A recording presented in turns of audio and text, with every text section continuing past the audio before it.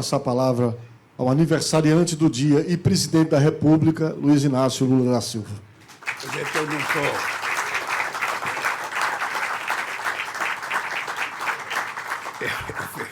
Fiquei um pouco triste porque eu não vi ninguém com um pacote de presente na mão. Falei, isso significa que ninguém nem lembra do meu aniversário hoje.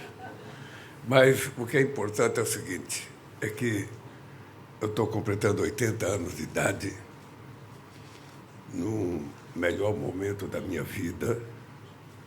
Eu nunca me senti tão vivo e com tanta vontade de viver. E por isso que eu digo para todo mundo que eu espero viver até 120 anos. A partir de hoje falta só 40. Significa que eu já vivi o dobro daquilo que eu pretendo viver. Quem já viveu 80 pode viver mais 40. O homem que vai viver até 120 anos, 130 já nasceu, segundo a ciência. E eu espero ter sido escolhido pela ciência. Bem, dizer para vocês que é mais uma viagem exitosa do governo brasileiro ao exterior. Eu tinha vindo à Indonésia pela última vez em 2008, quando nós estabelecemos uma parceria estratégica com a Indonésia. Nós temos um potencial extraordinário em todas as áreas para crescer a nossa relação com a Indonésia. Uma relação muito boa com o presidente Prabowo. E aqui eu nunca tinha vindo aqui na Malásia.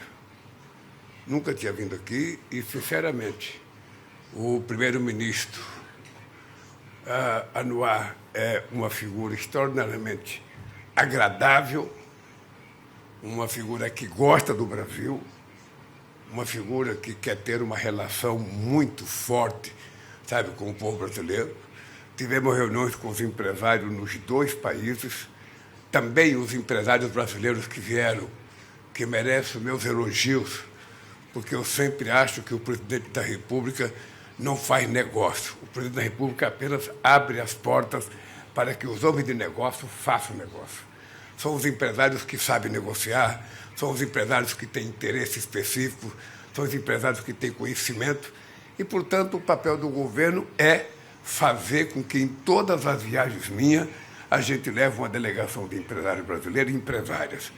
Nós temos a cooperação das federações, das confederações, mas eu quero publicamente elogiar o companheiro Jorge Viana da Apex, que tem prestado um trabalho extraordinário, sabe, no ajuntamento dos setores empresariais para fazer essa viagem. E a receptividade tem sido extraordinária, há muita vontade de conhecer o Brasil, há muita vontade de fazer negócio com o Brasil, há muita disposição de conhecer o que é a transição, sabe, energética que o Brasil está pensando, o que é essa coisa maravilhosa de um país que tem quase que 90% da sua energia elétrica totalmente renovável, sabe? De um país que é um país que tem petróleo e, ao mesmo tempo, é um país que defende que nós vamos trabalhar rapidamente para que a gente não precise mais utilizar combustível fóssil, que a gente possa fazer a transição energética. E as pessoas querem conhecer. E nós precisamos também conhecer o que os países têm para oferecer para a gente. Tanto para a Indonésia quanto para a Malásia, sabe? Primeiro, esses dois países da ASEAN, o nosso comércio nos dois países chega por volta de 12 bilhões de dólares. É muito pouco diante do potencial econômico do Brasil e desses países. Significa que está faltando um pouco mais de ousadia dos nossos empresários e dos nossos ministros. Sabe? Ao invés de ficar lá no Zap todo dia, tem que viajar o mundo para vender as coisas que o Brasil produz, as coisas que o Brasil tem para vender. Essa é uma coisa muito importante. E depois ser convidado para participar, sabe, do 40º Congresso da ASEAN é motivo de muita alegria. Eu fui o primeiro presidente do Brasil a participar do G7, eu fui o primeiro a participar da reunião europeia com a CELAC, e fui o primeiro a participar da reunião da União Africana, e estou sendo o primeiro presidente do Brasil convocado para participar da ASEAN, que são 11 países, sabe, que têm uma afinidade muito grande pelo Brasil, que gostam do Brasil, que admiram o Brasil, que têm perspectiva de fazer investimento e de atrair investimento para cá. Então, o Brasil saiu daquele momento histórico que a gente vivia olhando para os Estados Unidos, achando que os Estados Unidos iriam resolver o problema da miséria do Brasil. Aí, quando se enjoava dos Estados Unidos, olhava para a União Europeia, achando que a União Europeia ia resolver o problema. E nós descobrimos o óbvio. Nós descobrimos que ninguém vai resolver o problema do Brasil. São os brasileiros que vão resolver. E, portanto, nós temos que saber disso. E, sabendo disso, nós temos que fazer a nossa economia crescer, nós temos que aumentar o nosso comércio exterior, nós temos que aumentar a nossa atração de investimentos estrangeiros no Brasil. E isso só se faz com uma química rolando de nós. Isso você não faz por zap, você não faz por e-mail, você faz isso pegando na mão das pessoas, olhando nos olhos das pessoas e convencendo, sabe, com palavras das pessoas de que você está oferecendo um bom negócio. É por isso que eu saio daqui muito satisfeito e ainda não terminou, porque nós vamos participar da abertura da ASEAN e à noite tem um jantar. É um jantar, porque eu estou fazendo 80 anos, o jantar será oferecido pelo primeiro-ministro Anwar Ibrahim, e eu acho que vai ser um jantar muito bom. Não sei se vocês da imprensa foram convidados, mas vai ser bom. Bem, aí eu embarco amanhã de manhã para o Brasil, embarco às 8 horas da manhã, e queria dizer para vocês que outra surpresa importante dessa viagem, vocês não acreditam em destino, mas vejam o que aconteceu. Há pouco tempo atrás, quando o presidente Trump publicou no seu portal a carta, sabe, ao Brasil, fazendo as taxações com base no, com os produtos brasileiros, muita gente entrou em crise achando que era o fim do mundo. O que nós dizíamos no governo? É preciso ter calma, porque as decisões que foram tomadas contra o Brasil são decisões infundadas, porque foram tomadas com informações erradas. E isso era o óbvio. Ou seja, todo mundo que leu aquela carta sabia que as informações que estavam lá sobre o Brasil estavam equivocadas. Por isso é que eu disse para o presidente Trump, no telefonema, que era preciso colocar gente que gostasse do Brasil para negociar. Eu sou um presidente de muita experiência. Parece que não, mas eu tenho muita experiência. E você só manda para negociar quem você quer que seja contra, se você é contra, ou você quer que vá negociar de verdade, se você quer o acordo. Se você é favorável ao acordo e coloca alguém com má vontade na mesa de negociação, não tem acordo. Por isso é que eu acredito no destino. Não teve encontro entre eu e o Trump na ONU, foi só 29 segundos que a química rolou entre nós. Depois telefonema de meia hora, em que discutimos todos os assuntos que eram pertinentes agora. E veja, ele andou 22 mil quilômetros. E eu andei 22 mil quilômetros. Ele num avião melhor do que o meu. E eu, sabe, penei mais. E a gente veio se encontrar na Malásia. Veja o que é as coisas que têm que acontecer. O destino estava traçado. Era na Malásia que a gente tinha que se encontrar para que eu pudesse olhar nos olhos dele e dizer o que eu penso, ele olhar nos meus olhos e dizer o que ele pensa. E foi assim que eu tive, ontem na reunião, uma boa impressão de que logo, logo não haverá problema entre Estados Unidos e Brasil. E fiz questão de dizer ao presidente Trump que o fato de nós termos posições ideológicas diferentes não impede que dois chefes de Estados tratem a relação entre os Estados com muito respeito. Eu o respeito porque foi eleito presidente da República dos Estados Unidos pelo voto democrático do povo americano, e ele me respeita porque eu fui eleito pelo voto democrático do povo brasileiro. Isso colocado na mesa, tudo fica mais fácil. Tudo fica mais fácil. Eu fiz questão de dizer para ele aquilo que eu achava e entreguei por escrito. Entreguei por escrito para que as pessoas não se esqueçam. Às vezes as pessoas se esquecem. Então, eu entreguei por escrito aquilo que eu queria falar para ele, fiz questão de dar uma cópia para ele daquilo que a gente estava reivindicando.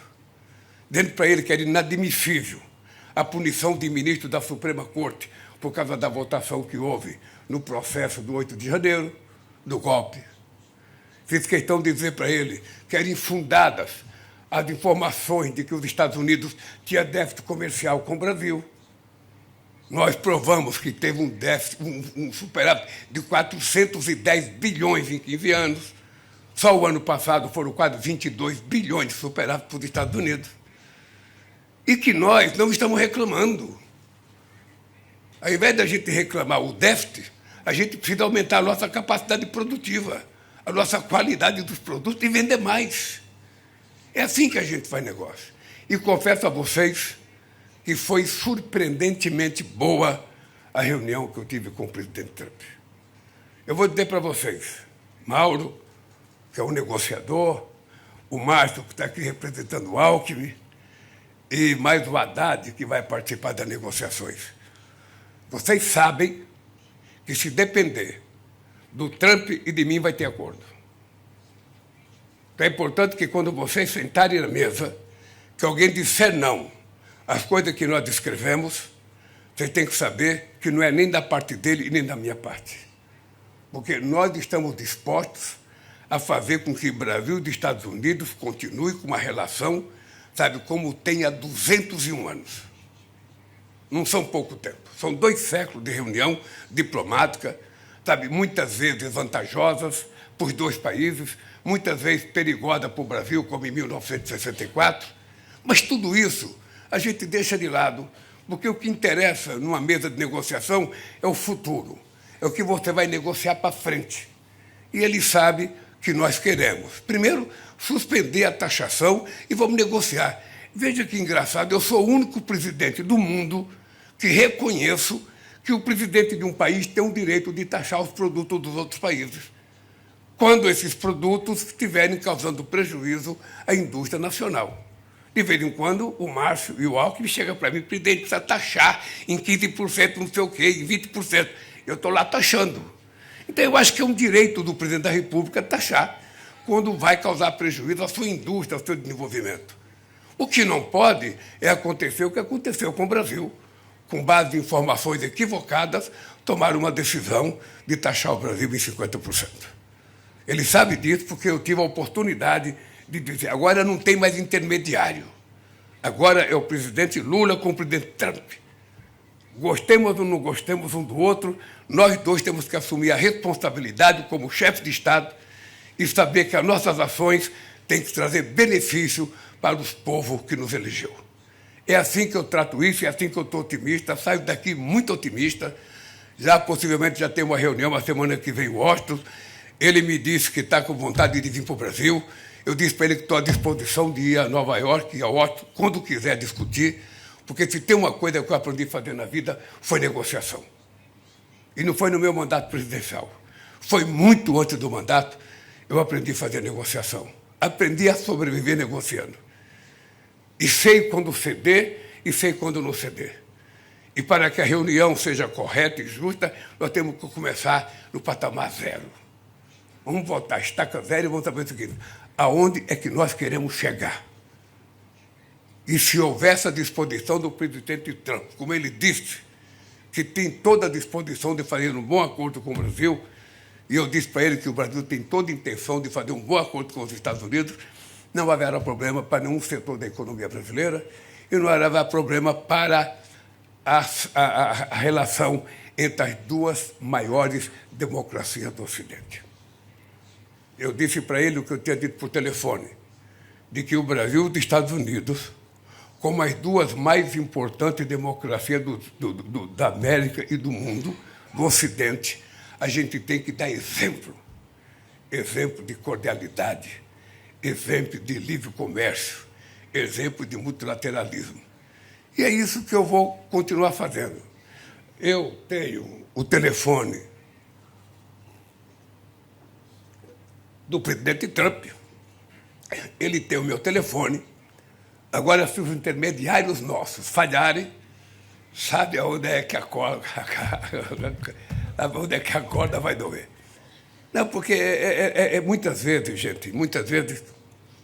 eu estava na reunião de ontem e confesso para vocês, a pessoa mais entusiasmada na reunião era o presidente Trump. Agora, veja, obviamente que na nossa equipe tem gente que concorda, que não concorda, que gostaria de fazer acordo, que não gostaria. Eu só quero dizer para a imprensa brasileira que está aqui, eu estou convencido de que em poucos dias nós teremos uma solução definitiva, sabe, entre Estados Unidos e Brasil, para que a vida siga boa e alegre, do jeito que dizia o Gonzaguinha na sua música. É assim que eu volto para o Brasil, satisfeito, sabe, e certo que tudo vai dar certo para o povo brasileiro. É isso. Agora eu me coloco à disposição de vocês, sabe, para responder as perguntas que vocês quiserem, sabe. Então vamos lá, vamos iniciar com o Rodrigo Rangel, do Platô BR. Rodrigo, por favor.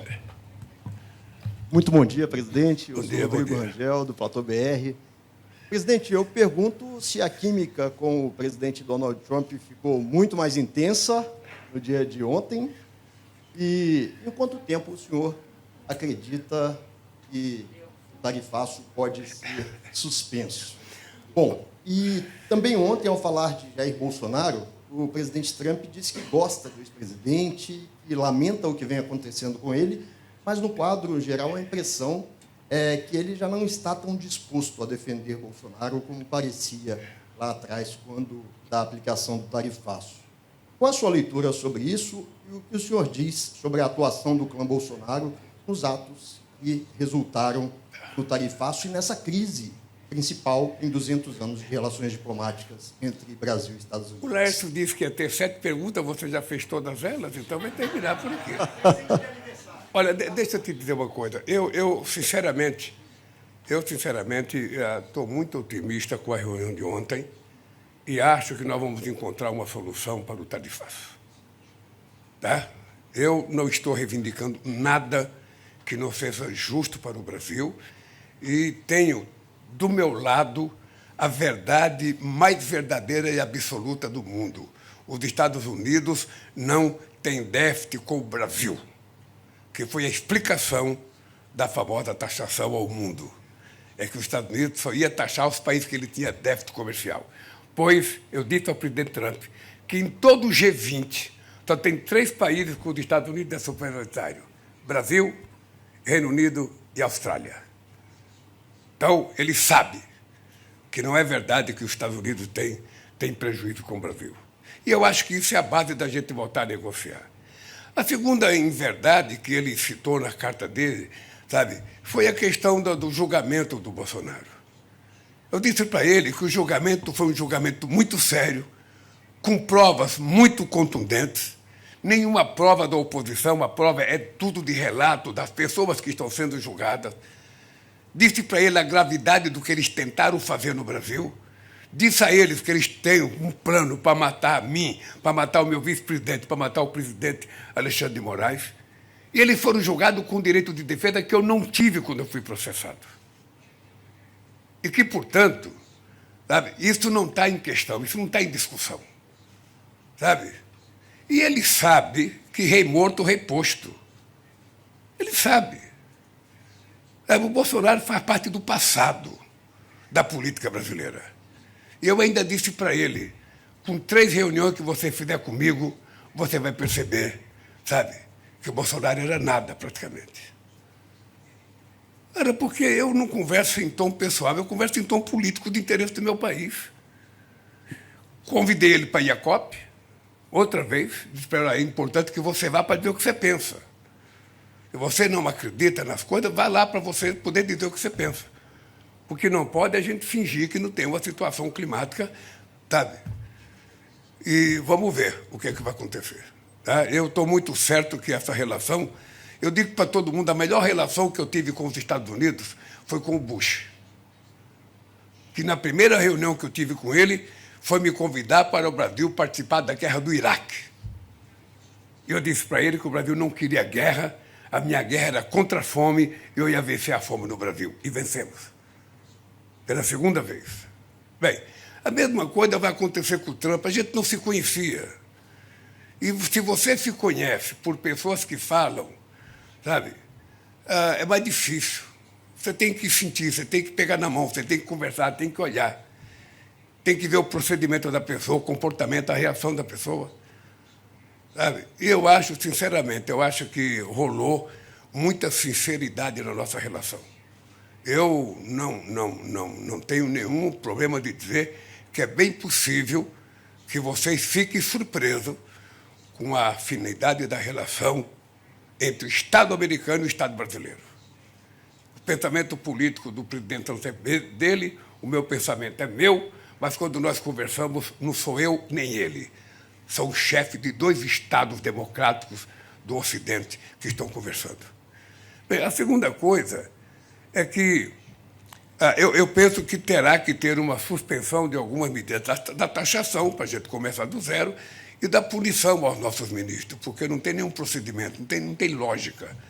Isso foi dito na frente do Marco Rubio, foi dito na frente do homem do tesouro dele e do homem sabe, tinha 3... Sabe? Então, foi dito para eles com viva voz, e eu fiz questão de entregar um documento. O que eu quero? Está lá. A discussão do Brasil, a discussão da lei, sabe, magnífica, a discussão da taxação, a discussão da Venezuela, a discussão da greve da Ucrânia, está tudo lá escrito. Sabe? Portanto, ele leu na minha frente.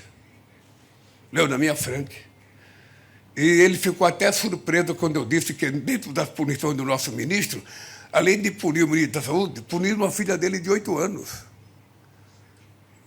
Quem estava lá viu que ele ficou surpreso. Então, eu acho que está estabelecida a relação entre Brasil e Estados Unidos.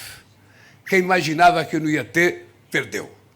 Vai ter, e vai ter uma relação produtiva para os 2 países e para a democracia. Tá? É isso. Vamos à próxima pergunta. Daniel Asra, da Reuters.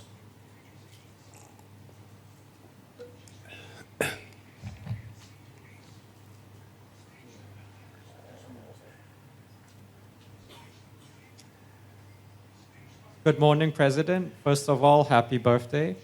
This is Daniel from Reuters. Ninguém está traduzindo. Ninguém está Tradução. traduzindo aí. Só um minuto, pessoal, só um minuto.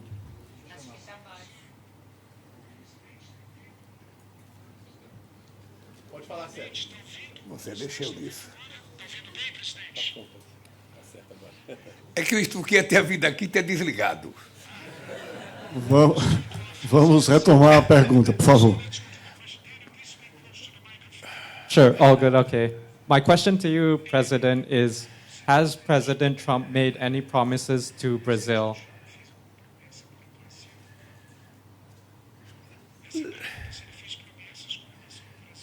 Não, porque eu não sou ninguém para alguém fazer promessa para mim. Faz promessa para santo, não para mim. Sabe, para mim o que ele tem que fazer é compromisso. E o compromisso que ele fez é que ele pretende fazer um acordo de muita boa qualidade com o Brasil. Isso está muito registrado na minha cabeça e na cabeça dele. Eu fiz questão de não deixar dúvida ao presidente Trump quem eu sou, de onde eu vim e o que eu penso. Porque somente quando a gente se conhece, sabe, é que a gente pode passar a respeitar ou não as pessoas. Então, eu, sinceramente, embora ele não tenha feito promessa, ele garantiu que nós vamos ter acordo. E eu acho que vai ser mais rápido do que muita gente pensa. E vai depender do Brasil também. Nós não somos um bebê que tem que ficar esperando alguém nos chamar. Nós é que temos interesse. Então, nós temos que ir atrás. Eu já falei para os meus negociadores. Ele foi para a Coreia, foi para o Japão, mas a depender, sabe, do resultado dessa semana, eu já vou importuná-lo com um telefonema direto. E ele também tem o meu telefone. Só que como eu não uso celular, eu dou o do meu cerimonial, o igreja. Então, ele liga para a igreja a hora que ele quiser e nós conversamos. Tá? Vamos para a próxima pergunta, Eduardo Barão, da Band. Agora é do Brasil, presidente. Deixa, Presidente. fica assim mesmo. Bom dia, presidente. Bom Tudo bem? dia. Nós sabemos que o Brasil deseja, o senhor deixou muito claro, a questão do tarifaço, a questão envolvendo as sanções que foram impostas pelo governo americano. O que o governo americano quer? Já se falou da questão envolvendo se falou da questão envolvendo a China, se falou sobre terras raras. Ontem o senhor conversou com ele sobre a Venezuela. Diretamente, presidente, qual é a chance de ter alguma situação mais grave na Venezuela e que os americanos querem em troca o que o Brasil está disposto a oferecer, presidente? Olha, o presidente Trump, ele não disse o que queria, porque eu comecei a conversa com ele dizendo que não tem veto na nossa discussão. O assunto que quiser ser discutido e colocar na mesa, nós vamos discutir. Se for relação comercial, se for a relação com a China, a relação com a Venezuela, então, não tem tema proibido comigo.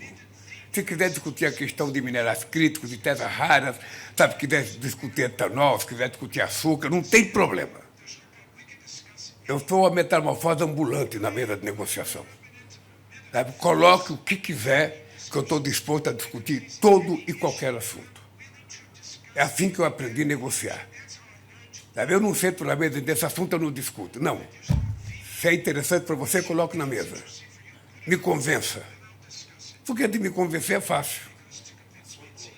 Não foi colocado nada. Eu coloquei a questão da Venezuela para ele, dizendo que, pelo noticiário do jornal, eu estou vendo que as coisas estão se agravando, e disse para ele que era extremamente importante levar em conta a experiência que o Brasil tem como maior país da América do Sul, como o país economicamente mais importante, que tem como vizinho, sabe, quase toda a América do Sul, que levasse em conta a necessidade, aquilo que precisar o Brasil ajudar na relação com a Venezuela. Contei para ele, inclusive, o grupo dos amigos que nós criamos em 2003. Eu tinha apenas 15 dias de mandato. 15 dias de mandato, quando eu estava em Quito, na posse do presidente, sabe, do Equador, e o Chávez estava com um problema com os Estados Unidos, eu propus a criação de um grupo de amigos, criamos um grupo de amigos e conseguimos garantir que houvesse um referendo, sabe, tranquilo na Venezuela. Eu disse para ele que, sabe, nós estamos à disposição para ajudar e queria que ele levasse em conta de que nós somos uma zona de paz. Até falei para ele, eu era constituinte quando eu votei pela não proliferação de armas nucleares, sabe, no Brasil. Não é uma invenção minha, não é um discurso. É um voto que eu dei na Constituição brasileira que está. Possivelmente seja o único país do mundo que tem na sua Constituição, sabe, a não produção de armas nucleares, de armas atômicas. Então, isso ficou muito claro.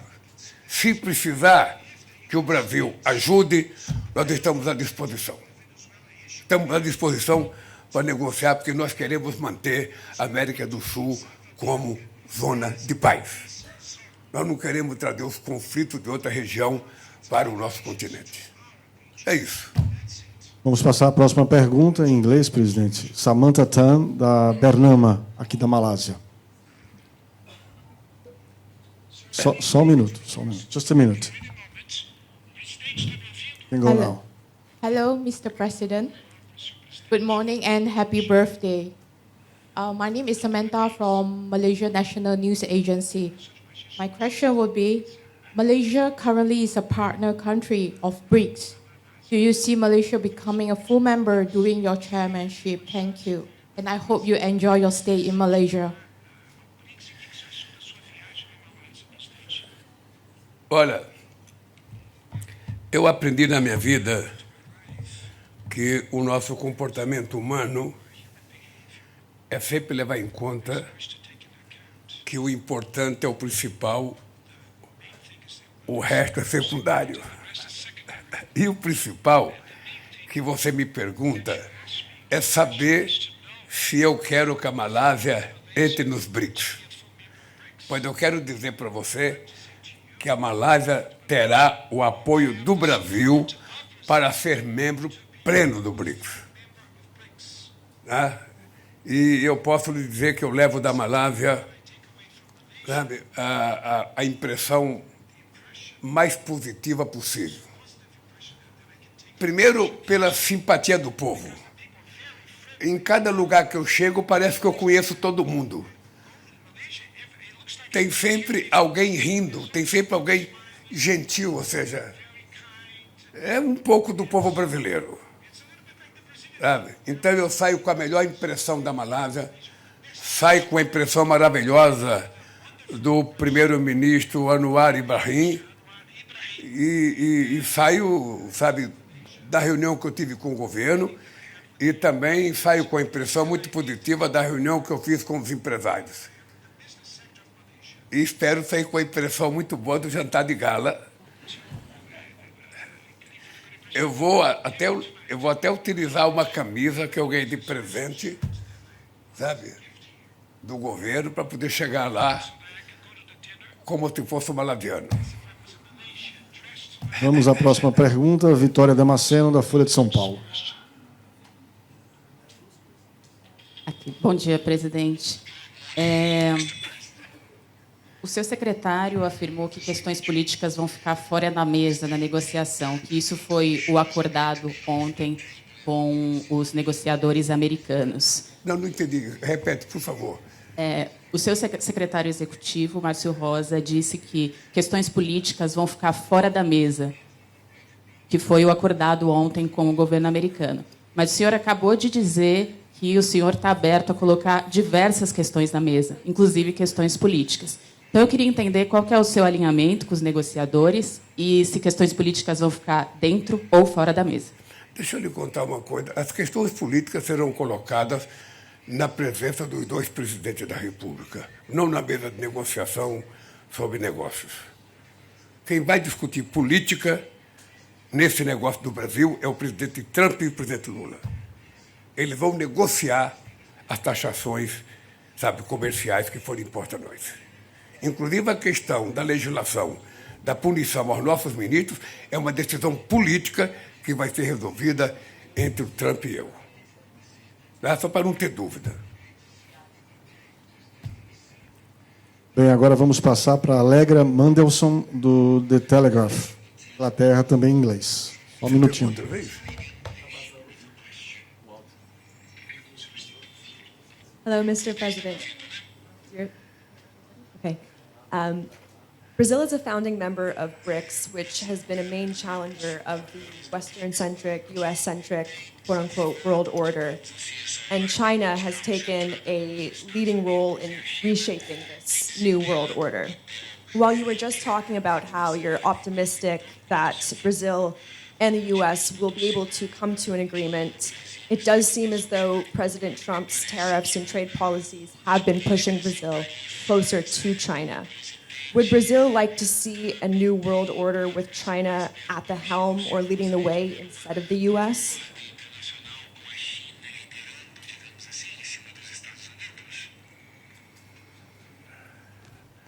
Olha, o Brasil não tem preferência por países. Nós queremos manter relações com todos os países do mundo. Nós não aceitamos uma nova Guerra Fria que durante 50 anos permeou a vida da humanidade entre Estados Unidos e Rússia.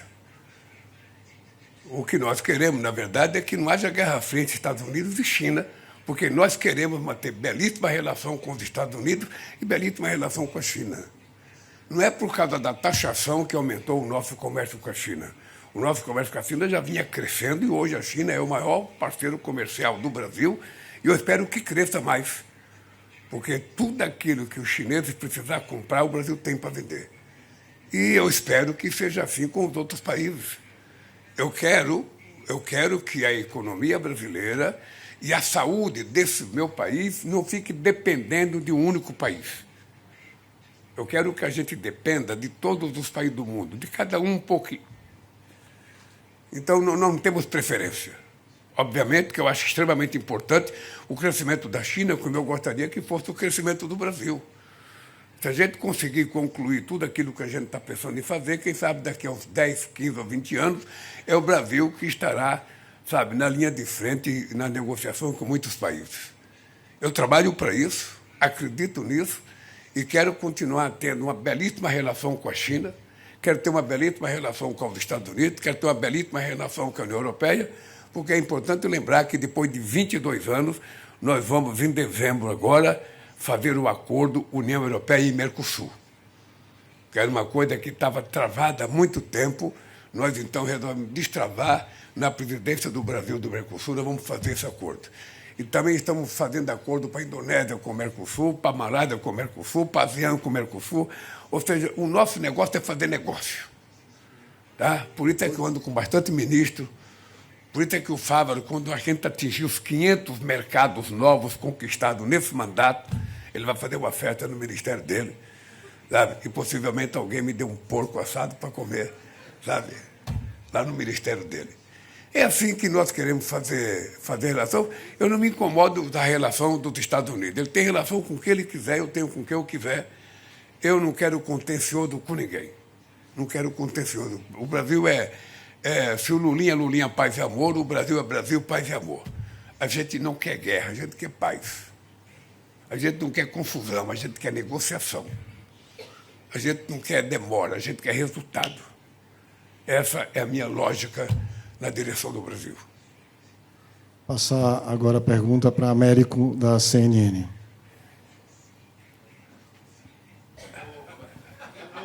Eu vou criar um prêmio. Antes da pergunta, deixa eu fazer uma observação aqui. Bom repórter tem que estar onde a notícia está. Né? Vai, Assis. Então, Eu vou criar um prêmio. Américo. O jornalista que mais me faz pergunta. com prazer. O jornalista tem que estar onde a notícia está. Presidente, eu queria voltar à questão da química com o presidente Donald Trump. A gente tem a informação que ele ficou muito impressionado com a sua trajetória política, que ele gostou da sua trajetória, ele elogiou essa trajetória. Eu queria saber, ele admirou a sua trajetória. Eu queria saber se o senhor também admira a trajetória dele e, em caso positivo, que características dele o senhor admira? Olha, é que eu acho que são duas trajetórias totalmente diferentes.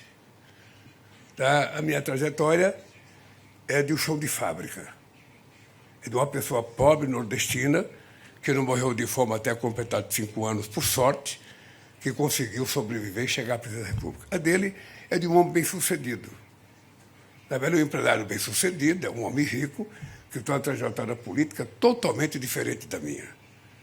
O que eu disse para ele, eu fiquei lisonjeado quando soube que ele sabia da minha história. Sabe? Eu disse para ele que a minha relação com ele não tem nada a ver com o pensamento político e ideológico de cada um. Que eu respeito ele porque ele foi eleito presidente dos Estados Unidos e eu quero só o respeito porque eu sou eleito presidente do Brasil. É só isso. E o que eu acho que é química, gente? Eu sempre...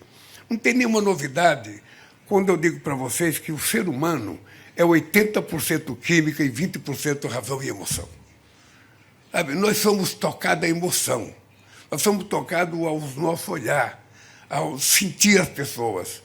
E eu acho o seguinte, eu acho que quem conhece a minha vida política sabe que eu tenho uma história que merece respeito, porque não é fácil o povo brasileiro ter a coragem de eleger um presidente que não tem diploma universitário para ser presidente da República. As ciências políticas não imaginavam isso. Nunca escreveram sobre isso. Então é importante que ele conheça a minha história. Sabe? É importante, porque muita gente não conhece, muita gente fala muita bobagem a meu respeito. E eu continuo sendo o que eu era. Eu sei de onde eu vim, sei onde estou e sei para onde eu vou quando eu deixar a presidência da República. E tem uma coisa que eu conquistei, que é o direito de andar de cabeça erguida.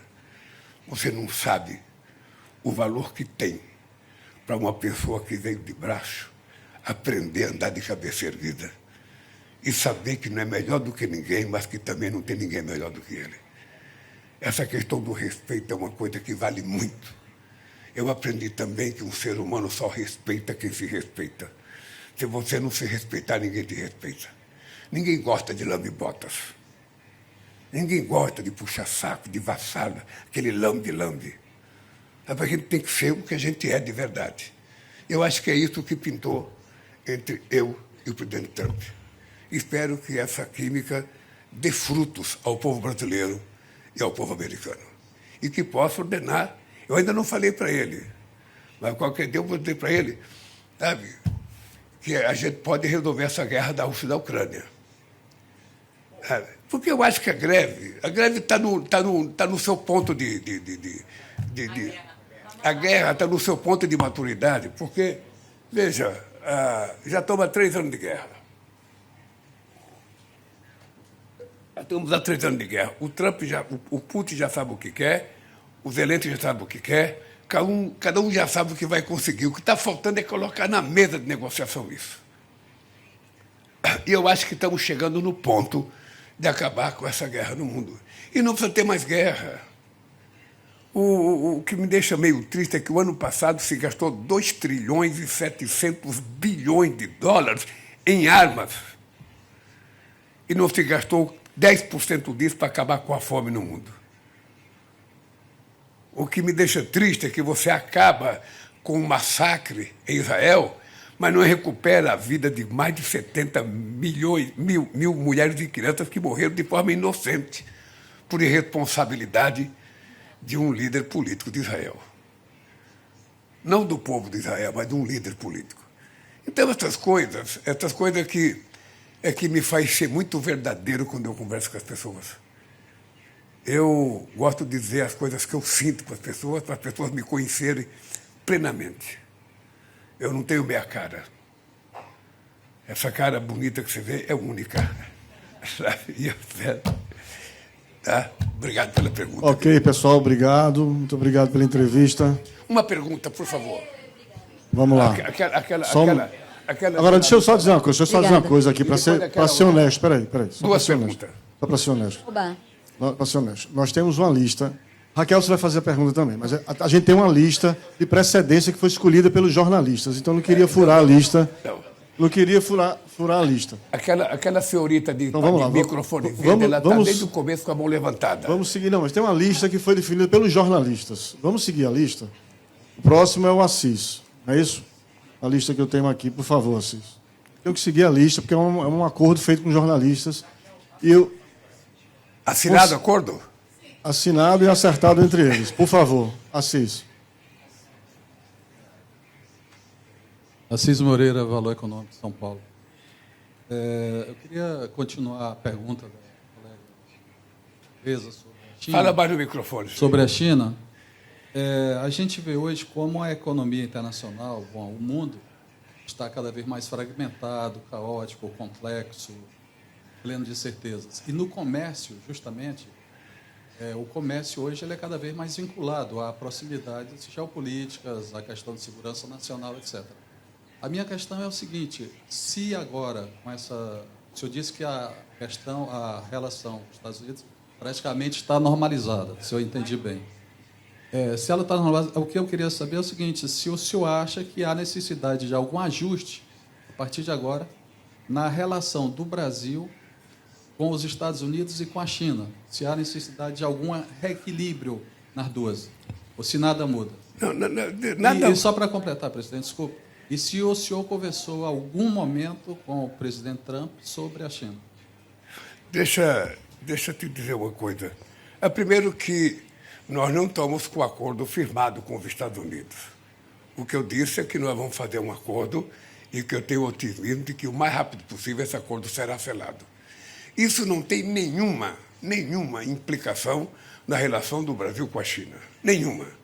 O Brasil vai continuar tendo a relação com a China que tem, o Brasil vai continuar tendo a relação com a Malásia que tem, o Brasil vai continuar tendo a relação com a União Europeia que tem, sabe, sem nenhum problema. São duas coisas totalmente distintas. Sabe? Não há condicionalidade para que a gente possa fazer o acordo e nem eu aceitaria condicionalidade. Eu acho que muito menos ele também aceitaria condicionalidade.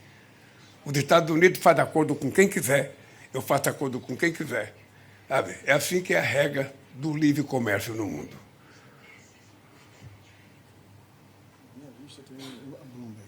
A Globo, se for fazer os outros, vão ter que fazer. Não, se você quiser, você é o chefe da. Então vamos lá, vamos você seguir. é o chefe. Gente, vamos fazer o seguinte. Acabar, vamos lá. Não, vamos fazer o seguinte. Eu teve 6 nomes da imprensa, vão os 6 nomes que vieram para a gente aqui. Então, as duas a mais que tinham, o Daniel da Bloomberg, e depois a gente vai encerrar a entrevista. Por favor. Conforme o acordo feito com jornalistas e nós. Por favor, gente, por favor, por favor. Daniel, por favor. São os nomes que foram escolhidos pelos jornalistas. Obrigado. Presidente, bom dia. Daniel Carvalho, da Bloomberg. Eu queria voltar ao assunto da Venezuela. Que expertise é essa que o senhor poderia trazer para as negociações? Qual foi a reação do presidente Trump quando o senhor se colocou à disposição? E, se o senhor me permite uma segunda pergunta, na Indonésia, pela primeira vez, o senhor falou de disputar a eleição no ano que vem sem condicionar isso à sua situação de saúde. O que mudou para o senhor não fazer mais essa ressalva? Obrigado. Na verdade, eu não deveria ter falado na Indonésia que eu era candidato. Eu tenho que falar no Brasil. Possivelmente foi um lapso da minha parte. Não tenho voto lá. Acho que foi um erro. Nós não aprofundamos a discussão sobre a Venezuela. Eu é que toquei no assunto, porque no material que eu entreguei para o presidente Trump estava colocada a questão da Venezuela, porque eu conheço a situação da Venezuela, eu sei o que está acontecendo na Venezuela, e eu acho que é importante ser resolvido numa mesa de negociação. O que eu disse para o presidente Trump é que o Brasil tem expertise, porque já fizemos isso uma vez na Venezuela. Eu tinha apenas 15 dias de posse em 2003, quando criamos o grupo de amigos para resolver o problema democrático na Venezuela. Escolhemos para participar do grupo de amigos o Colin Powell, que era secretário de Estado dos Estados Unidos, e colocamos a Espanha, que era o primeiro país a ter reconhecido o golpista que tomou posse no lugar do Chávez. Eu lembro como hoje o Fidel Castro ficou dizendo: não, mas você está entregando a Venezuela para o imperialismo. Eu falei: meu amigo, é o seguinte, eu estou fazendo uma negociação, eu estou criando um grupo de amigos da democracia da Venezuela, não é um grupo de amigos do Chávez. E para ter uma conversa para fortalecer a democracia, é preciso ter gente que tenha a respeitabilidade da oposição. Você não conversa só com um lado. E eu acho que é possível encontrar uma solução na Venezuela, se houver disposição, sabe, de negociação, e também porque o Brasil tem interesse em que não haja guerra na América do Sul. A nossa guerra é contra a pobreza, é contra a fome. Sabe? Se a gente não conseguiu resolver o problema da fome, como é que a gente vai fazer guerra? Para matar os famintos? Então eu quero ir para a mesa de negociação. E foi essa a sugestão que deu ao presidente Trump. Vamos colocar uma mesa de negociação, o Brasil tem disposição de conversar, sabe, e ajudar nisso. O que não dá é achar que tudo é resolvido na base da bala, que não é. É só isso, querido.